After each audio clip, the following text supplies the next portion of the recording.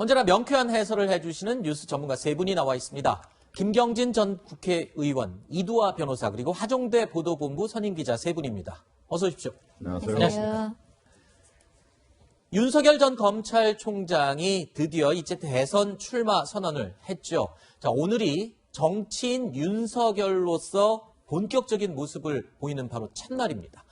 오전부터 윤 전 총장의 발걸음이 아주 바빴습니다. 언론사 주최 행사에 참석한 후에 직후에 또 국회 기자실도 방문했다고 하는데요. 오늘 오전 윤석열 전 총장의 모습 영상으로 보시죠. 이준석 대표님과 어떤 이야기 좀 나누셨을까요? 제가 오늘 사실 처음 뵀습니다. 그래서 인사를 나누고 이제 가까운 시일 내에 금방 뵙기로 이렇게 했고 뭐 더 깊은 얘기는 나눌 상황이 아니어서 못했습니다. 대표님이 입당 관련해서도 어떤 총장님, 민주당이 총장님 기자회견에 대해서 무능한 검사의 넋두리라는 표현 사용했는데요. 여기에 대해서는 좀 어떻게 보셨어요? 여기가 영상 촬영자. 반갑습니다. 윤석열입니다. 요새 악수는 안 된다는데 이렇게 하고 이렇게 오셔야 돼요. 반갑습니다. 촬영 기자분들 계십니다. 그래. 그래요? 윤석열입니다. 반갑습니다. 아유, 반갑습니다. 네, 고맙습니다. 자, 오늘 오전 언론사 행사에서요. 윤석열 전 총장과 이준석 국민의힘 대표는 처음으로 만난 겁니다. 자, 이준석 대표가 명함을 건네자 윤 전 총장은 웃으면서 명함을 받았다고 하는데 윤 전 총장은 아직은 명함을 새로 만들지 못한 모양입니다.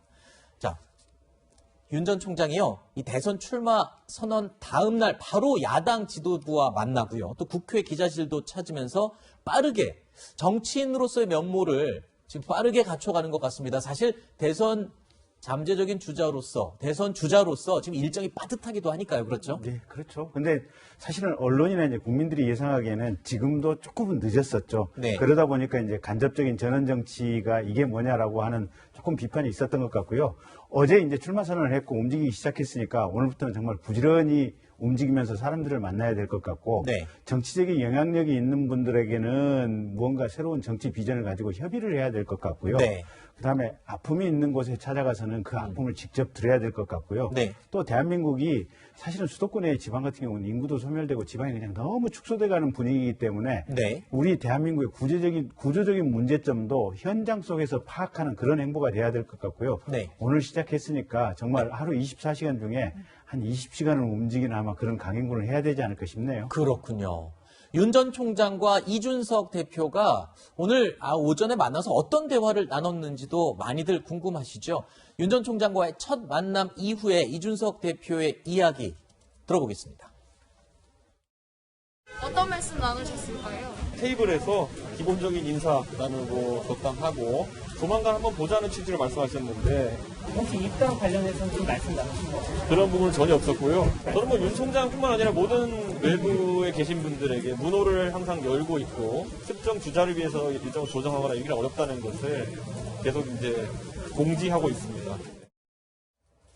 자, 이준석 대표와 윤 전 총장이 함께 있는 모습, 궁합이 좀 잘 맞았는지 많은 분들이 궁금해 하시고 있는데요. 이두화 변호사님은 좀 어떻게 보셨는지 궁금하고요. 그리고 또 입당과 관련해서는 이준석 당대표 같은 경우에는 이 당대표로 당선된 직후의 언론사와의 인터뷰 또 저희와의 전화 통화에서도 누구 특정인 하나만을 위한 입장을 밝히는 건 부적절하다 이렇게 얘기를 했었는데 굉장히 조심스럽게 얘기를 하고 있군요. 예, 지금 두 사람의 이제 국악 케미 얘기가 나오는데요. 네. 이제 케미가 좋길 바라는 사람들이 또 많지 않겠습니까? 그리고 네. 저도 그 중에 한 명이니까 지금은 뭐 사실 호감을 서로 갖고 있지만 오늘 저런 행사에서는 이제 축사도 하고 앞에서 계속 행사를 하는데 뭐 자세히 얘기를 나누기는 그렇죠. 어려워요. 이제 그래서 그리고 또 처음 만난 사이니까 그래서 케미가 좋기를 앞으로도 기대를 해보고요. 같고요. 이 입당 문제와 관련해서는 이준석 대표는 사실 대표니까 당 대표로서 할 수 있는 거는 원칙론적인 얘기밖에 할 수가 없어요. 네. 그러니까 당원 당규에 정해진 대로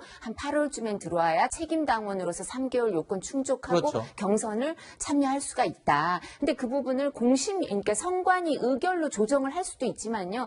그렇지만 지금 당 대표가 선관위 의결로 그렇죠. 조정할 거다 이렇게 얘기를 할 수는 없고, 그리고 유력한 이제 후보로 떠오르는 또 최재형 전 감사원장도 아직 당 밖에 있고, 네. 김동연 전 부총리도 어떻게 어느 쪽으로 갈지 모르지만 당 밖에 있고, 이런 상황에서 원칙론밖에 그렇죠. 얘기를 할 수 없지만 앞으로 충분히 정치는 협상이니까 뭐 이 부분도 이제 변화가 가능한 요소들 아닐까 싶습니다. 궁합이 잘 맞아 보인다는 뜻이죠. 네, 맞기를 기대합니다. 알겠습니다.